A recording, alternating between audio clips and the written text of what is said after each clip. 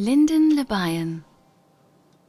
Hi guys, I am Lyndon. I'm a software developer, wedding videographer, and Lumix photo video enthusiast. Today's video I want to talk about my lens choices on the Micro Four Thirds system, primarily just for the GH6, why I'm probably never buying another Micro Four Thirds lens ever again, and why I've also stopped speed boosting on the GH6. Just for a quick primer here, so yeah, I shoot video, I do weddings, and I also use this camera for fun. You know, I'll travel with it, I'll shoot my dogs.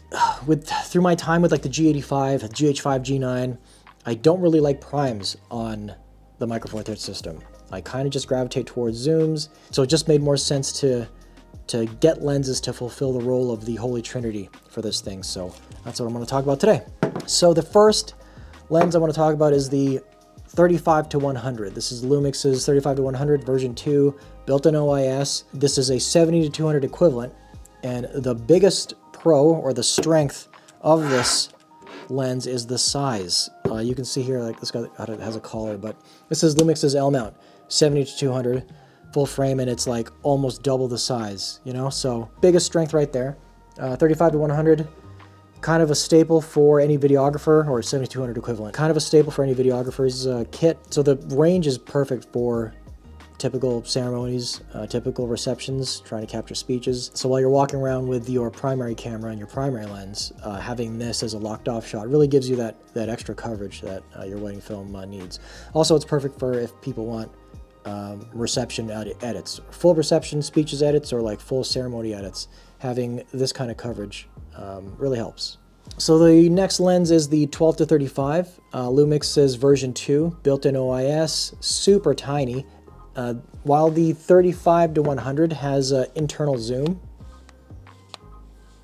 this 12 to 35 has telescoping tube that pops out for the zoom, which is fine. It's light enough where if you did put this on a gimbal, you would balance it maybe at like 25. It's small enough where the Ronin motors would be able to handle the extension or the retraction. I've pretty much brought it with me to every wedding. Any outdoor shots where I'm using the GH6 as the primary camera, I'm using this primarily. It's wide enough at 24, tight enough at 70. And again, the size, like I don't have a 24 to 70, but like I don't have a full frame 24 to 70 to like show you, but look at the size. It's as big as this Yeti mug. This is the last lens. Now in this picture I have up here, this is from when I shot my first wedding, I think, with the GH5. I used to own the 8 to 18 millimeter, but it is a variable aperture lens.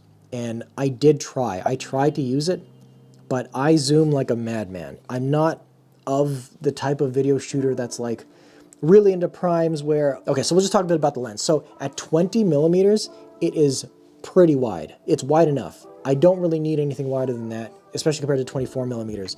And at 50 millimeters, at f1.7, I get pretty good depth of field, pretty good separation. The only problem I have with this lens is it's all metal.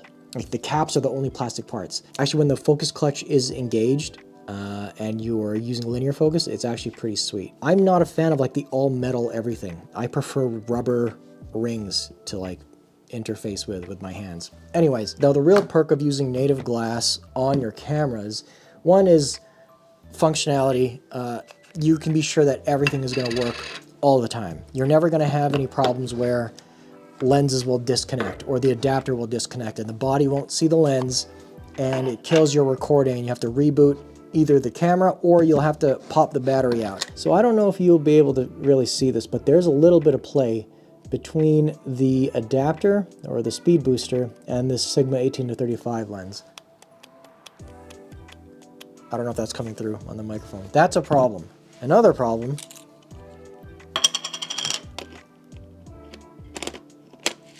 is there's like double the play between the adapter and the body and the adapter and the lens. And sometimes, I can't get it to happen all the time, but sometimes if I wiggle this while I'm recording, the lens loses connection with the body and I get an error message. I can't make it happen. I don't know if it's, so I also don't know if it's heat related.